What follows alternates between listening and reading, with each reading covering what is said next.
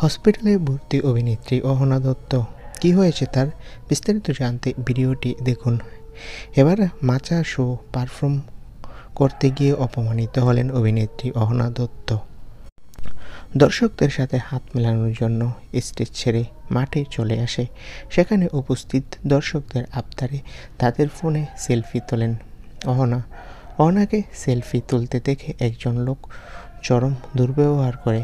প্রথমে তিনি মিশকার সাথে গলা তুলে বলে, যাও স্টেজে যাও।